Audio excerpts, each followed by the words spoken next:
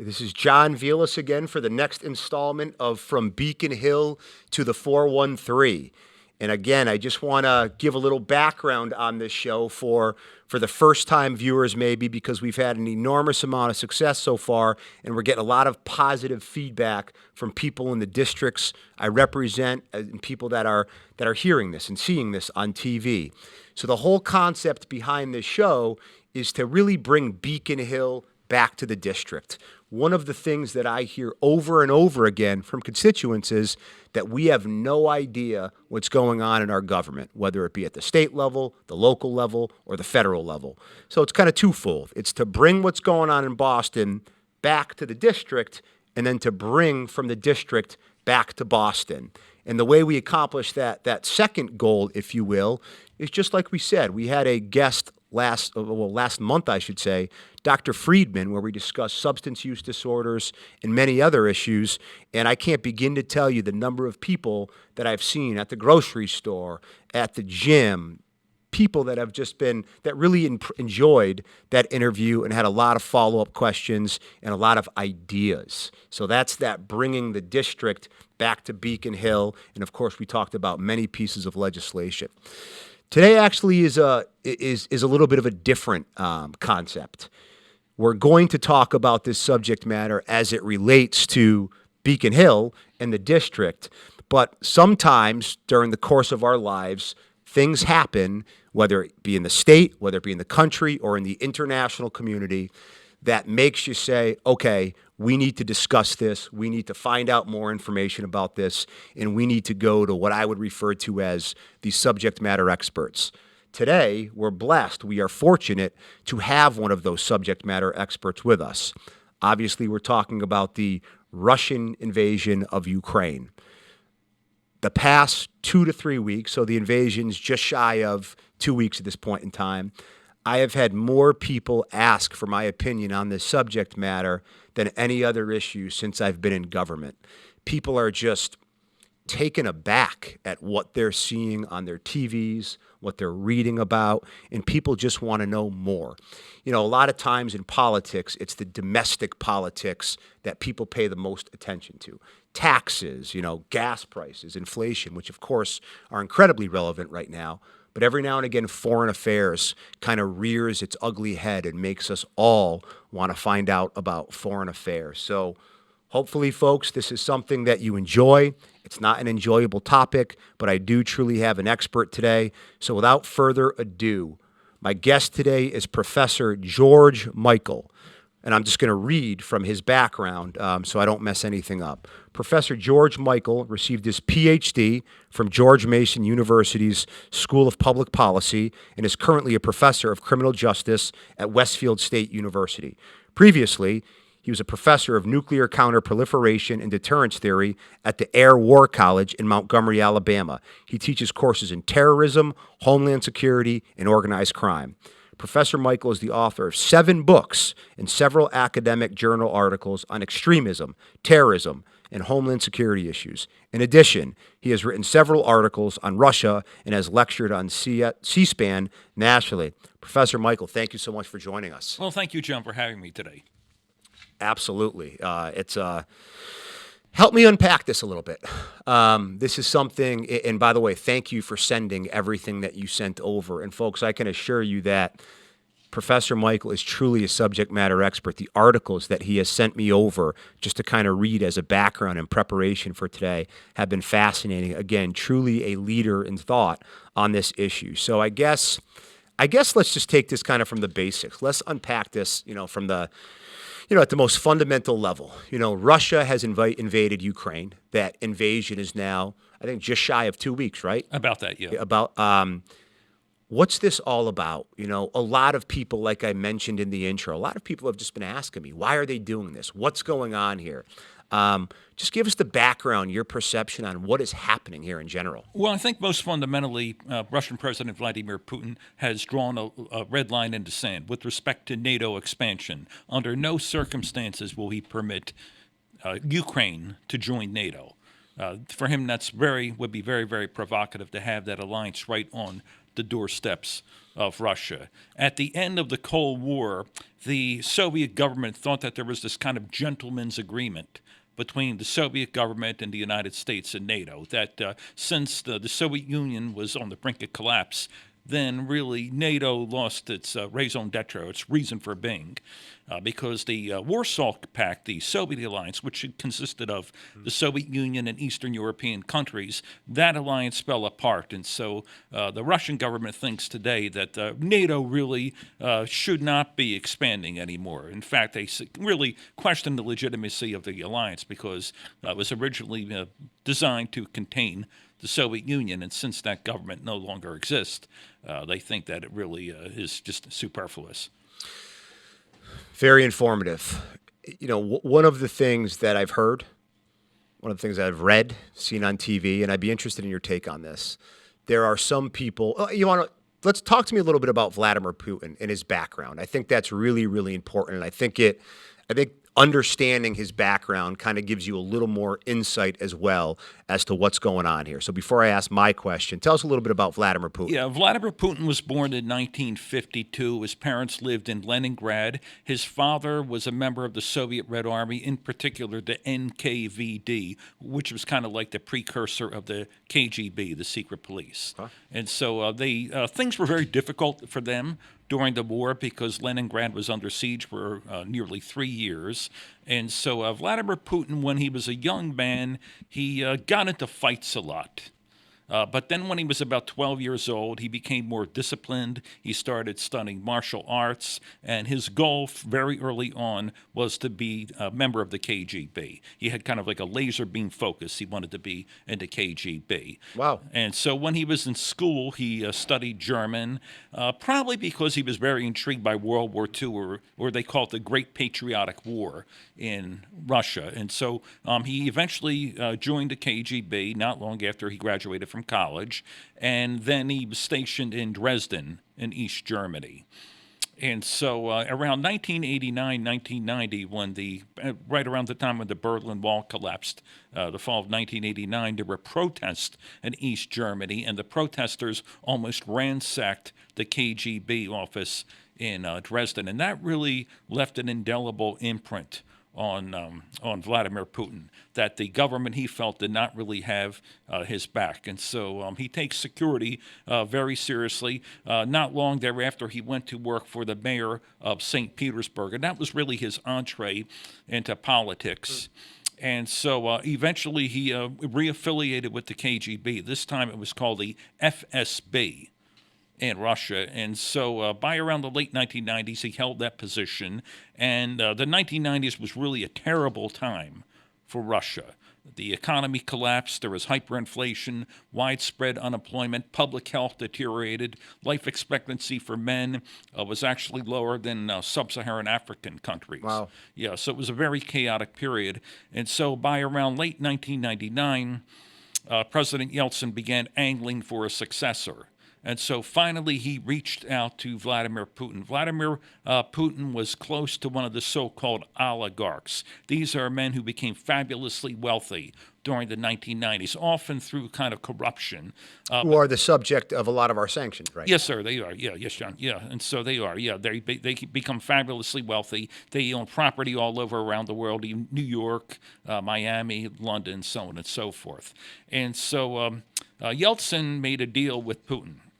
He said that he would appoint him as his successor with the provision that Putin would not prosecute Yeltsin or members of his family for corruption.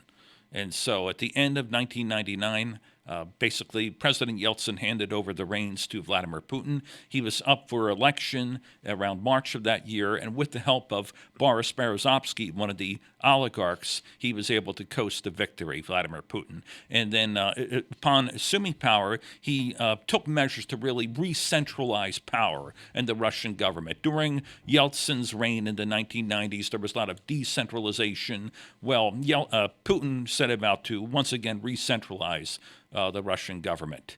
And so his timing was really quite good because right around the time that he became president, commodity prices went up significantly. And so that was a big windfall to the Russian economy. So there was economic stabilization, and he did a lot really to restore Russian pride, nationalism, patriotism in Russia.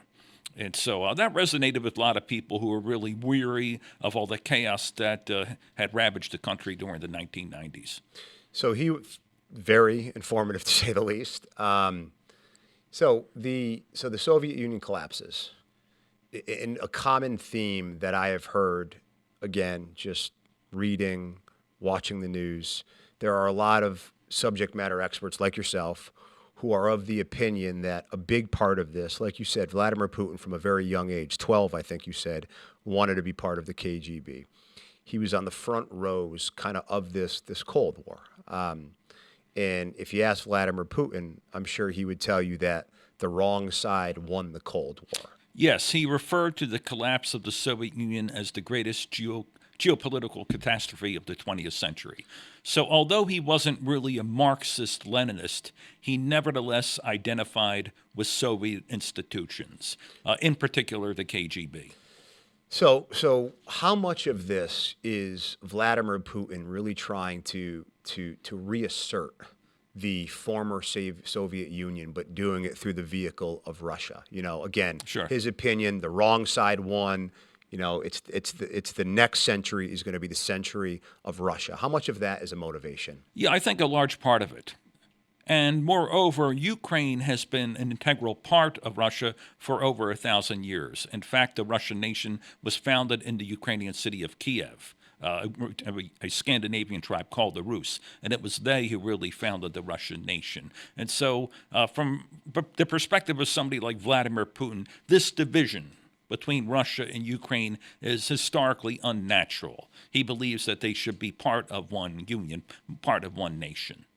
And I might add that there's been tremendous intermarriage between the Russians and the Ukrainians. And so, yes, they have been really integrated in one form or another for over 1,000 years. I had a conversation earlier today with a buddy of mine who's Ukrainian, from the Ukraine, and he talked about that point. You know, just a lot of folks, I don't think, realize how intertwined the peoples are from both countries. There's marriages, there's so many cultural affinities, and that's why it's all the more painful in their eyes, I think in the world's eyes, that Vladimir Putin, seemingly with no reasonable justification, he probably feels he has a justification, Sure. would go in and cause just this calamity of all calamities, people dying, refugees. Earlier today, they said 1.5 million refugees.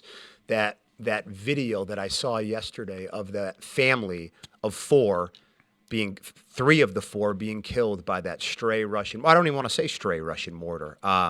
Just absolutely devastating. Now, you said something, Professor.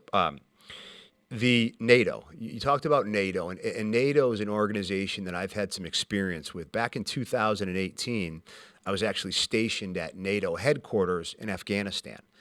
And, you know, I think it's absolutely impossible to overstate how much this organization really means to us. You know, if you go back to right after the events of September 11th, 2001, and I think it's Article 5 Yes, Article that was invoked, saying an attack on one of us is an attack on all. And one of the things that I thought was fascinating, and this was kind of just a weird twist of fate. So back in 2018, something was wrong with my orders, which were orders that were issued from the United States Army. And it had to do with the barracks that I would stay in when I was there. For the most part, you know, American soldiers stay in barracks over here, or just separate barracks. There's throughout. I was in a NATO barracks, and my barracks were, my next door neighbor or barracks mate was from Great Britain, from Australia, from Georgia. And I took a shirt out that I had, Poland. Poland was there, and they did this road race. And I looked at that shirt the other day because on the back of that shirt, it had all of the nations that were part of the coalition, NATO partners, and then non-member partners. And I looked at it, and I have to be honest with you, I was almost on the verge of a tear because I looked at the nations and the Ukraine was there with us in Afghanistan. They've been with us. They have fought with us in our world conflicts, we'll say. What America is doing right now, and I'm kind of going to, diverge from the background a little bit and talk more of the present and the contemporaneous. So we are sending them arms, weaponry, certainly financial support. Just saw that NATO made a decision that we're not going to have a no-fly zone for reasons I completely understand. We would probably be at war with Russia tomorrow if that were to happen. But I guess my question is America doing enough in this conflict right now? That's a really good question. Yeah, America is really limited to what it can do. One thing that could be very effective, of course, would be economic sanctions. The United States has such an outsized role in the international economy. For example, oil is often traded in dollars, so-called petrodollars. So that's probably, I would say, the most effective thing that the United States could do right now. Militarily, it would be very pragmatic to have any kind of thing like a no-fly zone, because that could effectively, more than likely, would mean conflict, actual fighting between Russia and the United States, and by extension, NATO. And of course, that could lead to World War III. And I mean, one thing led to another, nuclear exchange. And of course, that's something that really we should pursue with great caution. But I think right now, currently economic sanctions, and to be sure, Russia is not as integrated in the global economy as other nations are. They have their own sphere of interest in countries like Kazakhstan and Central Asia. But nevertheless, I think at the current time, using the bully pulpit, President Biden can publicly condemn that. And I think right now, Ukraine is really winning the hearts and minds of the general public. There seems to be a lot of grassroots sympathy for Ukraine. And as this conflict persists, the cost might be too high for Russian President Vladimir Putin. He has about 200,000 Russian troops mobilized for this conflict, augmented by about 30,000 irregulars, ethnic Russians, in the Donbass region who were fighting on behalf of this conflict on Russia. So I think that would be the most appropriate measure right now: economic sanctions, and continue to promote the cause of Ukraine and their independence. I was reading an article last night in the Wall Street Journal, and the gentleman's name. He's the head of the Russian military. I don't recall what it is. It begins with an S, but he's the head of the Russian army. And it was a profile of him, and he was actually the head of what would be the equivalent of our FEMA, the emergency management people, and then kind of through that same patronage, oligarch boosting up, we'll say, he got tapped to be essentially the equivalent of our Secretary of Defense. And it was kind of getting into, one of the things I think that we're witnessing from a military standpoint is there's been a lot of people don't realize this. A lot of times when it comes to a conflict, anytime militaries are engaging in direct combat, one of the most important thing is logistics. Your troops have to eat. Sure. They need fuel. They need new ammunition. And a lot of times I think people take for granted that once that stuff is utilized, somebody has to get that stuff to the front so you can continue the fight. And one of the things this article was essentially saying was that if you look at that long convoy that's just north of the Capitol, there's been a lot of breakdowns. There's been reports of Russian service members surrendering without a fight. A lot of reports of Russian service members not knowing that they were going to be going into Ukraine, that they were just doing these large war exercises, and then they got called in. And the article was really about this person, but then also about really Russia's military prowess. And it kind of talked about what you've written about, the annexion of Crimea, and I never pronounced that correctly, in 2014.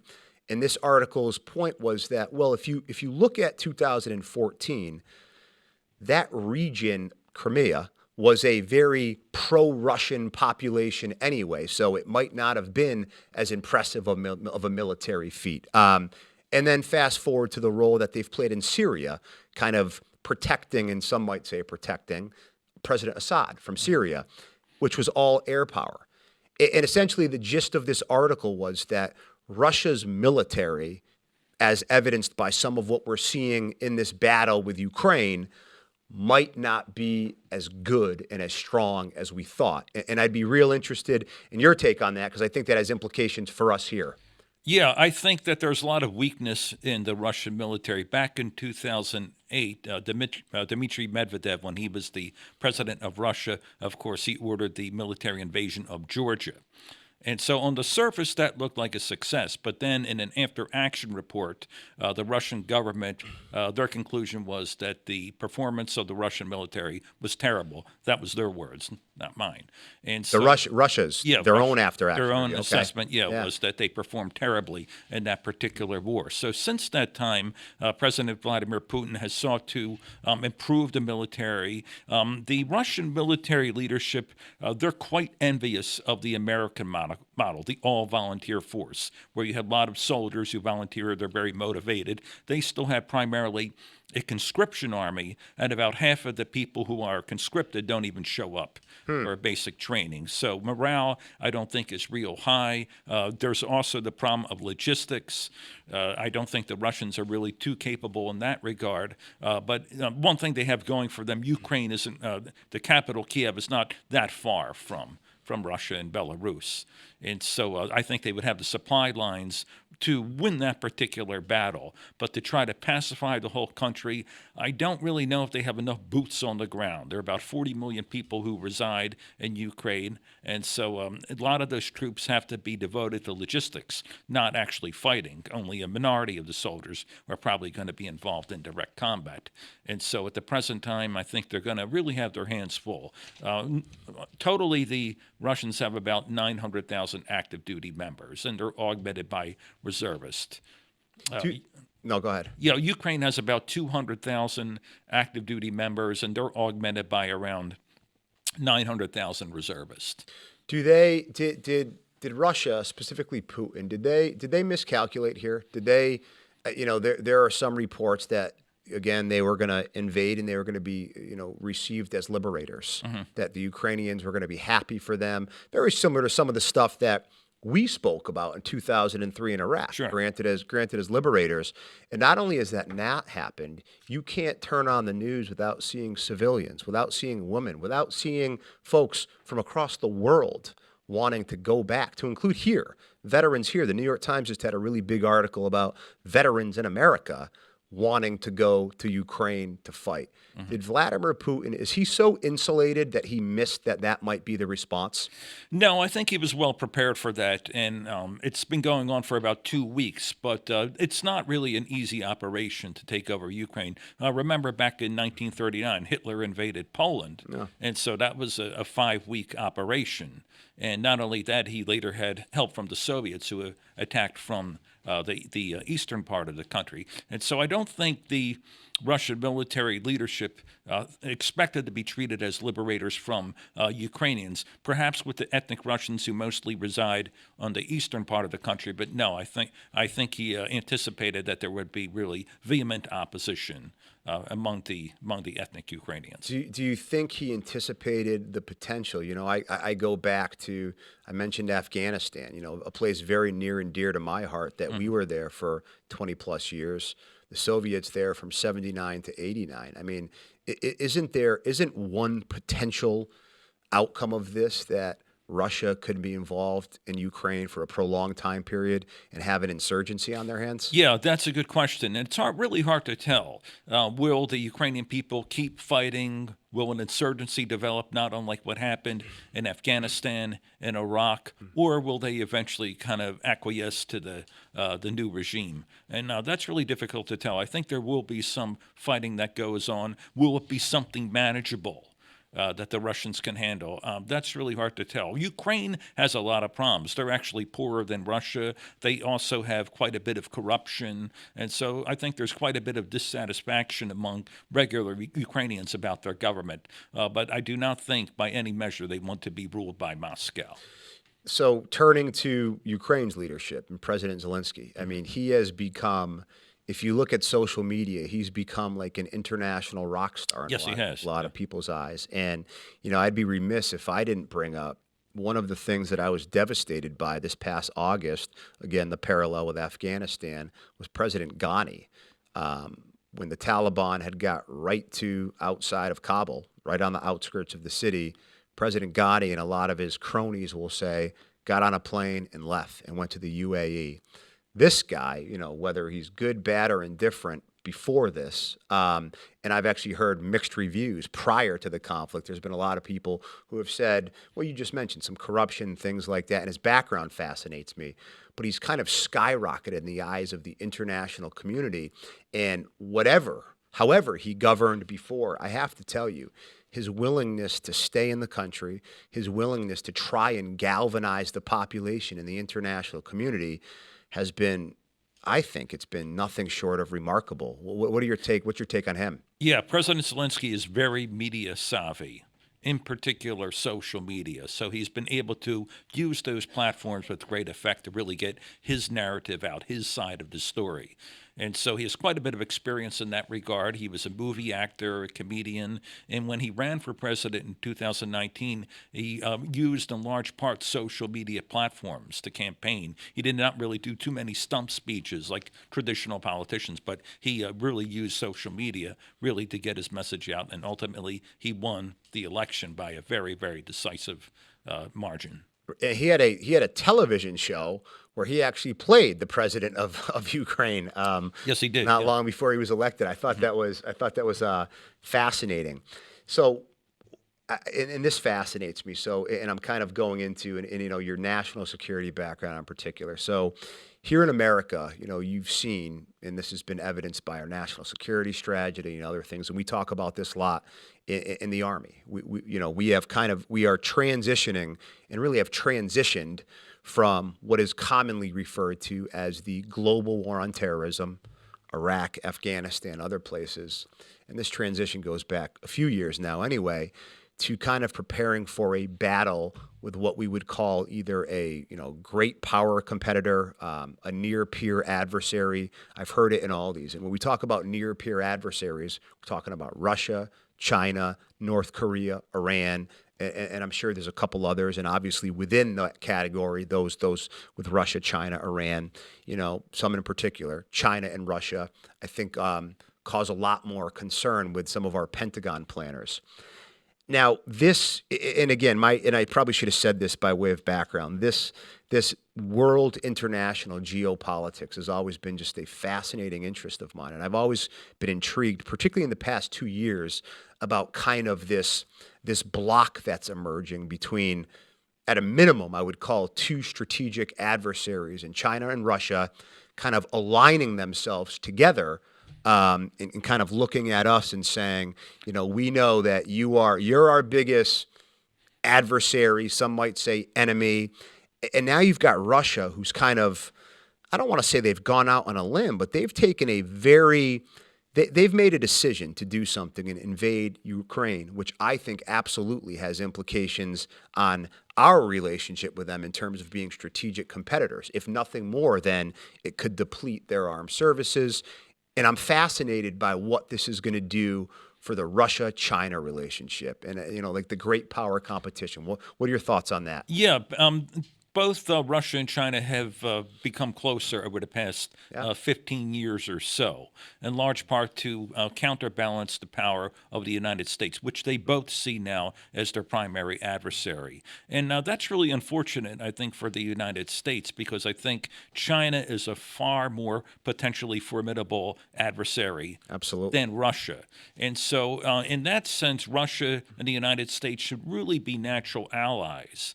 And so a lot of this, That's a really good point. yeah, I think they really should be. For example, not long after 9/11, the Russian government cooperated with the United States and exerted their influence over the Central Asian nations, so the United States could place their troops there in bases in order to plan the attack on Afghanistan. And so Russia was very cooperative in the initial days after 9/11, supporting the global war on terror.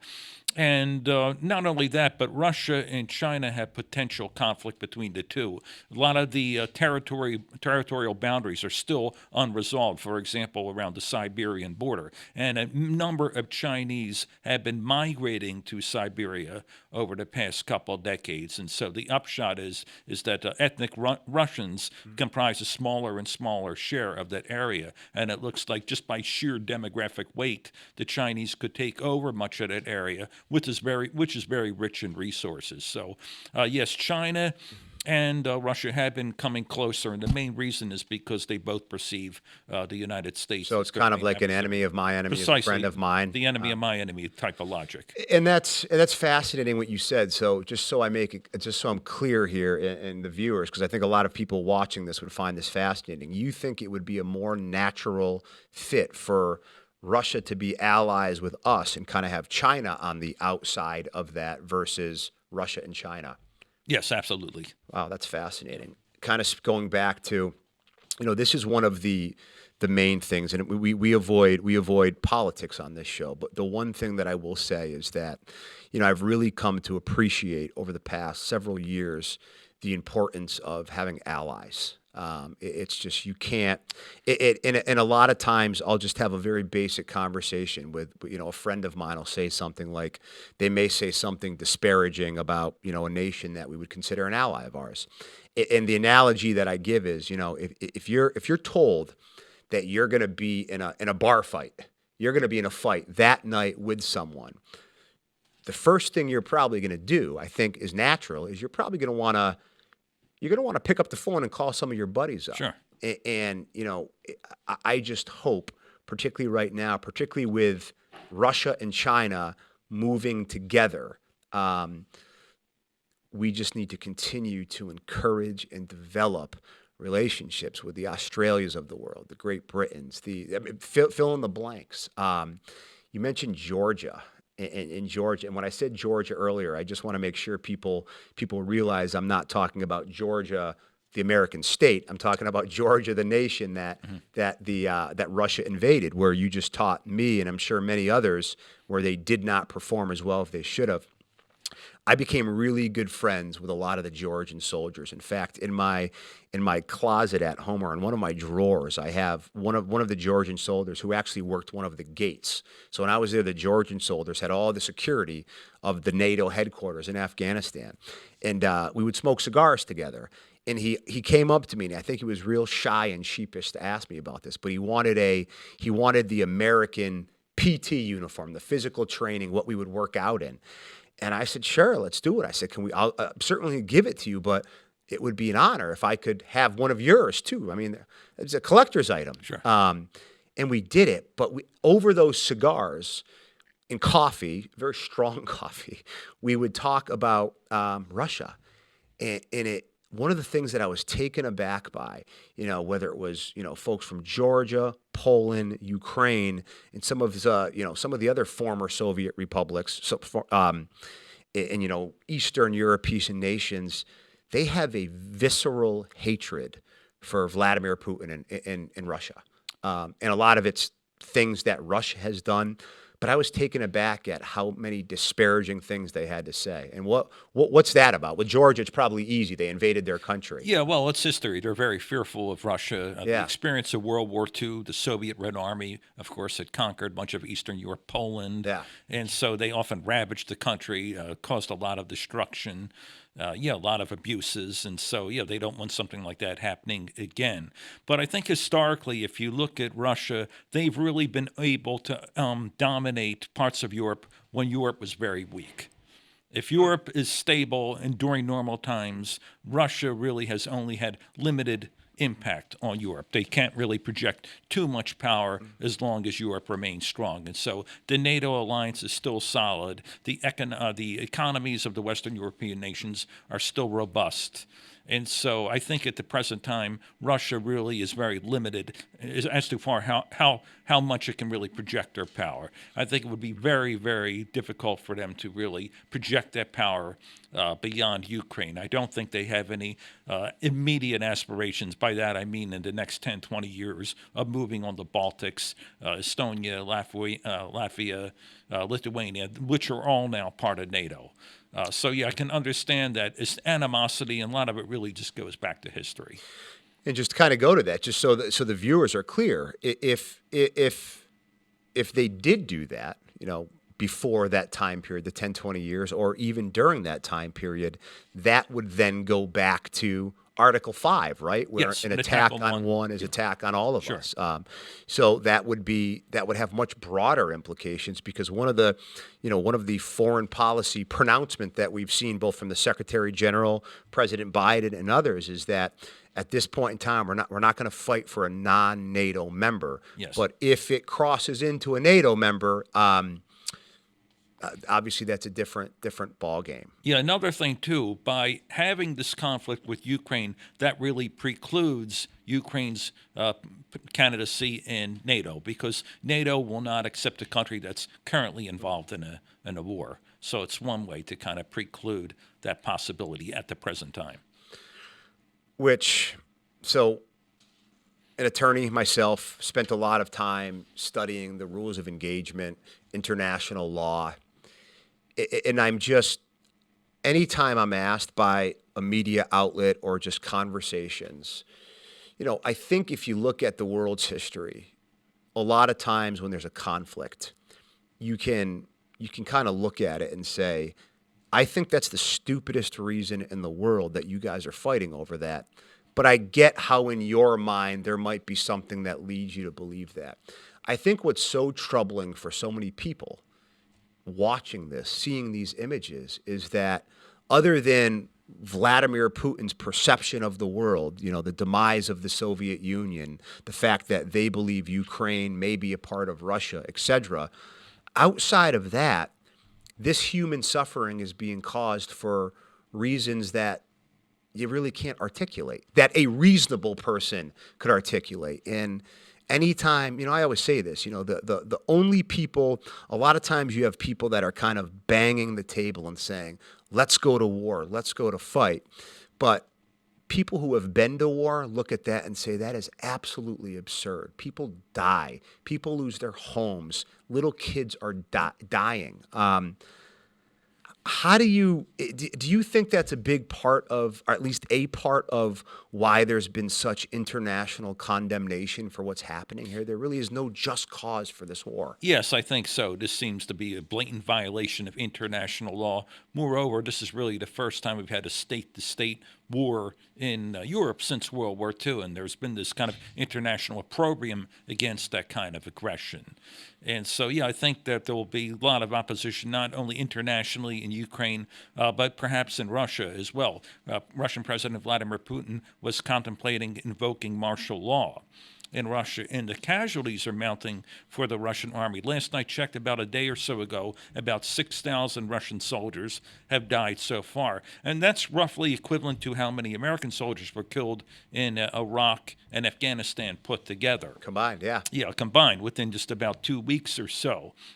And so I think, yes, after a while, that could really undercut public support for the war in Russia. Now, you might think that Russia is kind of averse to casualties, but that's not entirely true. Even during the Soviet-Afghan War, the number of people died on the Russian side was relatively low, around 13 to 15,000. And I'm sure the Russians lost more people in just one day in World War II, like during the Battle of Stalingrad. Of course. Yeah, but another thing you have to remember, too, somebody linked this idea, this aversion to casualties, to family size. Back then in World War II, it wasn't uncommon for a Russian woman to have 5, 6, 7, 8 kids. But nowadays, the Russians, the women are having children that are below replacement level. They have fewer children. And so if they only have one son and he dies in the war, they have a lot of emotional capital invested in that one child. And so it becomes a very, very big thing. Of course, it's traumatic anytime a child dies, but if it's your only child, of course, that's all the more traumatic for the parents. One of the things that absolutely fascinates me, before I can go on to some of the sanction stuff, what we're doing here in Massachusetts, but one of the things that really fascinates me is the psychological operations and the information operation stuff that's going on here. So I think yesterday, the day before, President Putin or the Russian Duma, their Congress, their lawmaking body, has introduced and passed legislation that said that anything that resembles criticism, they're not even calling it a war, they're calling it a special military operation. You can go to jail for 15 years. And what they've done is they've banned Facebook. They are essentially shutting off their population, attempting to shut off their population from what's going on there. And I'm trying to juxtapose that with, think of America in 2022, where you can't go to Taco Bell without posting on Facebook, I just went to Taco Bell, to the point where it's almost too much.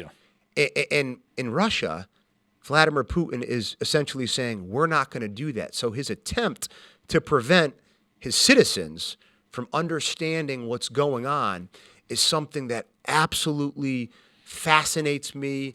But then you hear stories about the number of Russians who are protesting this. So somehow or other, they're finding out what's going on. And I think a lot of that speaks to how in 2022 in the world, no matter where you are, you can only do so much in the day and age of globalization to prevent people from finding things out, but they're going to find it out. And I think that has real broad implications, because I was, again, reading another article the other day, and you're starting to see ATM lines in Moscow being backed up. You're starting to see the ruble implode a little bit. Sure. The Russian A lot. stock, a lot. The Russian stock market has been shut down for multiple days. At some point in time, can't you make the argument, or at least predict maybe, that the pain that the Russian citizens are going to feel could make Vladimir Putin say, you want to know what? This is okay as long as I can control what they can see. But if they're starting to feel their pain with the sanctions being cut off from the world, isn't that a big risk that he runs and a calculation that he's taking, that he's going to be able to keep that at bay? Yeah, even though his regime is somewhat autocratic in orientation, nevertheless, I think he's very cognizant of public support, and that's something that he wants to maintain. He has a well-crafted media image that he's really cultivated over the years. This notion that he's a strong leader, he wants to resurrect Russian pride and nationalism. And so, yes, I think at the end of the day, though, he still is concerned about this image, and he can try to implement these censorship measures, but they can really be circumvented just because of the plethora of media out there and internationally. And so it would be hard to really suppress the truth from leaking in, because there are just so many different media outlets to which ordinary Russians have access. You know, I was talking to a friend of mine who's actually still over there in Afghanistan. He was a linguist that worked with me, who were trying to get over here. And he was talking about, you know, the Taliban right now is in kind of this, they're trying to present themselves as, you know, Taliban 2.0. Sure. Where they care about people, et cetera. And you want to know what? My hope is that they have changed for the better a little bit. But I think the jury's still out. But my friend, the linguist, said, you know, the biggest problem that they're confronting is the power of this, cell phones, people taking photos, videos, posting it online, and social media has now kind of, it's almost gotten to a point where I don't even know if as a society or as an international community, we could even try to put it back in the box, because it's kind of become its own beast right now. And again, I think that same thing applies, that censorship that Putin and others are trying to do. I just think it's far more difficult today than it even was, say, 3 years ago. Yeah, well, with respect to Afghanistan, that's a very disconnected country. Very much so. There have been surveys taken in Afghanistan over the years after 9/11, and the surveys that I read, between around 75 to 90% of Africans surveyed are not aware of 9/11, the event that, of course, precipitated the U.S. invasion of Afghanistan. So there, I think suppression could probably be more effective. But Russia, of course, a lot of the people are media savvy, and so I think, it's going to be very difficult to try to have this kind of blanket censorship. I just don't think it will work in Russia. And it's just a weird, you just jogged something to my memory. I remember in 2012, my first deployment to Afghanistan. I was sitting and doing like a KLE, a key leader engagement, talking to these village elders. And it took me a little while to convey to them that my name was Captain Vilas from America, that I wasn't a service member from the Soviet Union. That was they thought that we were from the Soviet Union, which to me was interesting to say the least. Boston, Beacon Hill. I'd like to get your thoughts on this. So we have a couple things. So obviously, we were talking a little bit before, Governor Baker has unilaterally decided through executive orders to essentially say that we're going to sever ties with Massachusetts doing businesses with Russian companies. One thing that's been done from the executive. At the legislative level, there has been, obviously, Massachusetts has a pension fund for folks who have worked in the Massachusetts, and they're in the retiree system. Legislation has been filed to preclude any investments, anybody, those charged with making the investments for the Massachusetts pension fund, you can't invest in any Russian companies, anything to do with the Russian government. And then we've asked the treasurer, Deb Goldberg, who manages the pension fund, to unilaterally kind of make a decision that we're not going to invest in anything Russian related, if you will. So if you look at the news, you've got things being done at the local level, things being done at the state level, obviously being done at the federal level, obviously being done at the international level. How can let me ask you this, helpful or not? What's your take on kind of some of these efforts to really isolate the Russian regime at all these different levels of government? Yeah, well, Massachusetts by itself, I think, is mostly symbolic. But collectively, you add up the other states taking similar measures. Yeah, I think they'll have some kind of, they'll cause some pain for Russians. The economic performance, I think, will suffer as a result of that. So, yes, you mentioned at the federal level, state level, local level, internationally, too. The United Nations General Assembly has condemned this aggression. Of course, Russia is a permanent veto-wielding member of the UN Security Council. That goes back to the creation of the United Nations, not long after at the end of World War II. Can you just explain to the viewers what that means, the fact that they're permanent members versus just a member? That means if the United Nations wants to propose anything, for example, military action or condemn some kind of military action in the United Nations, they can say no. That measure doesn't pass because they're one of the 5 original members of the. So that really matters. Yes, it does really matter. Yes, in international politics, and so they exert quite a bit of influence because of that position of being a permanent member of the UN Security Council. So, yes, that's important. So I think these measures will have some bite, will have some teeth in them. On the other hand, the price of oil is going up because of all this instability. And once again, that could be a big windfall to the Russian economy because so much of their economy is export-based. Oil, natural gas, wheat, fertilizer. And so it's probably all those commodities are going to increase in price. So I'm sure the viewers would be very interested in this, as am I.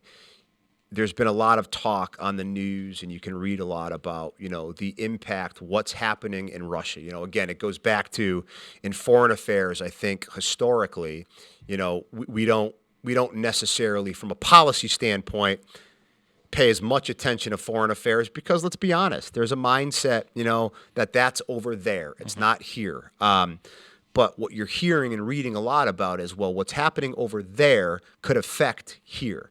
So I guess for the residents wondering the impacts that this could have on them here, if you can speak to that, because that has implications, again, from a policy standpoint. And I'm really interested in this because there could be things that we need to do in Beacon Hill to address some of the things that are going to be happening thousands of miles away, but with an impact here. So what can the viewers What should they be bracing for and getting ready for as a direct result of what's happening in Ukraine? Well, one big thing would be it could even accelerate inflation even more. Just those aforementioned commodities that I mentioned before, Yeah. natural gas and oil, they're already high, so it could spike up even more. So that means more pain for American consumers. At the gas pump, right? Yes, sir. Yeah. And also, there's going to be, I think, increased military assistance to Ukraine.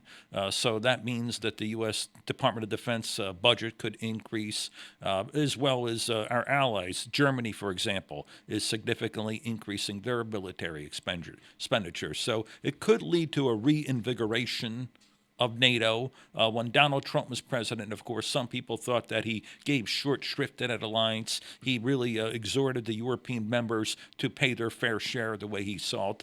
But this recent action, I think, could really reinvigorate the alliance. And so that could mean a greater American commitment to that alliance. And of course, there's the diaspora, Russian and Ukrainian immigrants in the United States. Of course, for obvious reasons, they're very concerned about what's going on, and nearby countries like Poland. Poland borders Ukraine. Another thing that might affect America and its allies would be refugees. Last I heard, about 1.5 million refugees have left the country as a result of this conflict. And of course, that number could increase quite a bit. And so, will these people be accommodated in the United States? And of course, that's a very contentious issue right now, immigration. Absolutely. And so, of course, that would raise the prospect, well, should we permit these people here? And some people think we already have too much immigration, but will we make an exception for these refugees who are fleeing the conflict? And there's also, I mean, to keeping in line with the theme of the show, Beacon Hill. So again, going back to August in the Afghanistan crisis, when everybody was fleeing our allies and many of their other family members, I mean, we passed as part of the budget, the last budget we did, we added funds to support them getting over here. And I think we very well could be in a position too, if we see a large influx of refugees from Ukraine, that is absolutely going to be something that I'm sure will at least come across our desks in terms of, what type of financial commitment should we make to them. But I have to be honest with you, the influx of Ukrainian refugees, it makes the Afghan example pale in comparison, just because of the sheer volume of them. There's a lot of, I think it's really, really important to make that point that what happens abroad in international events absolutely has an impact here. And I would, another part of that debate as well that we see is, obviously we spend a lot of time in Massachusetts and beyond at the national level and the international level talking about things like climate change. And obviously, to your point, Professor, you've mentioned that Russia, virtually all of their economy is coming from, oil, natural gas, and so a lot of people are kind of using this to have a debate here that some folks would say, we should increase more domestic production here, which of course has an impact on the environment. And then there are others who, I'll say, the more pro-environment, and pardon that simplistic way to describe people, that would say this just goes to show you what our reliance on oils and gas does. And if we had gone green earlier, a nation like Russia might not be able to bully us with this. To the Europe thing, I believe I read that 40% of Europe's oil and gas comes from Russia. Yes, and as a result, Russia really can exert a lot of influence over that. In the winter, people need to fuel their homes, heat their homes, or else. And so, they have to get their oil and gas from someplace, and Russia is just really the most convenient source for that. Absolutely. So again, and I kind of I digressed a little bit there just to really kind of keep it in line with the theme of this show, which is that there are so many issues happening over there that can have an impact right here. Like, Sure. I know that when I leave here, I got to go to the gas station right down the road, and I'm going to look at that price and say, oh my God, here it's gone up again, and a big part. There are other reasons, but a big part of that is what's going on overseas. Sure, and yeah, gas prices really have a ripple effect. People have to fuel their cars not only to go back and forth to work, but remember, farmers need gasoline to fuel their tractors. Tractor trailers run on fuel to move the goods from one part of the country to another. So it's just not confined to people filling up their cars each week.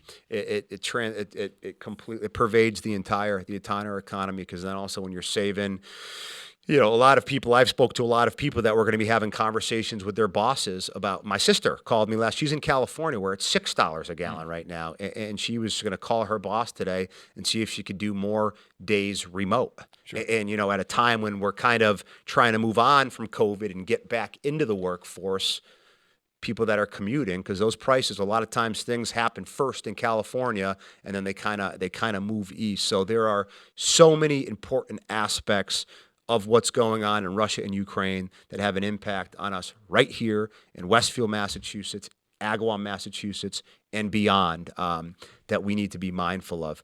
I guess my last question for you, Professor, and this has been so fascinating, is what do you, kind of just in summation, when are we not going to turn on the news and hear about Russia in Ukraine and civilian casualties and what's going on? How long do you think this lasts? Well, that's really a good question, but a hard one to really answer with great precision. I think both sides might really be agreeable to coming to the table to work out some kind of treaty, because I think Russia does not really have enough boots on the ground to really pacify the whole country. And of course, from the Ukrainian perspective, they really want to minimize the damage that's already being inflicted on their country. Over 1.5 million people have left before. Their economy was really struggling before that. And so it really behooves them to, once again, return to a state of normalcy. So I think both parties don't really want the war to last too long. From the Russian perspective, the public could really turn against the war, and that could be really challenging for President Vladimir Putin. There are rumors that he has health problems, that he has Parkinson's disease. Maybe he feels that he has some kind of historic destiny to fulfill, that he would reunite Ukraine with Russia. But I think in order to achieve that, it would come at tremendous cost, and over time, he might think that that's not an acceptable price to pay. Professor, wow! Thank you so much for your background. I can see why you've had these national television appearances, these articles. Needless to say, we are blessed to have such an authority on this right down the road teaching at Westfield State. So thank you. Well, thank you, John. It was a pleasure. Yeah, thank you very much. And I guess I'm going to sign off with this too. One thing unrelated to the Russia-Ukraine conflict, a very important and prominent topic that you've heard a lot about in the news recently, obviously involving the Holyoke Soldiers Home. So I just wanted to speak to that for about a minute or so to kind of give an update. Again, keeping the theme of this show, the Beacon Hill aspect of it. This coming Thursday, the Massachusetts State Senate is going to be taking up our version of legislation involving the Holyoke Soldiers Home, as well as the Chelsea Soldiers Home, the governance, the structure. The House of Representatives took it up 2 weeks ago. We are going to take our version up Thursday. Needless to say, I've been a big part of these back and forth, these negotiations. But I will tell you that the bill that we ultimately pass on Thursday will be different from what the House passed. So if you go back to your fifth or sixth or seventh grade, civics class, or whenever we learn this stuff about how a bill becomes a law, it will then go into what's referred to as a conference committee, where we will resolve those differences. And I think everybody, the Senate, the House, Governor Baker, we all have one thing in mind, which most certainly is to prevent a tragedy like 77 veterans, the most selfless population there is in this world, from ever having to go through something like that again, what happened in March of 2020. So we will discuss that more next time. Next time around, next month, my guest is going to be my friend, the mayor of Agawam, Bill Sapelli. So we're looking forward to those conversations. And that's it for this episode of Beacon Hill to the 413. Again, Professor Michael, thank you so very much. And I hate saying this, but I hope I don't have to have you on as a guest again. But if I do, I know where to find you. Thank you Sure. so much. Thank you, Thank John. you.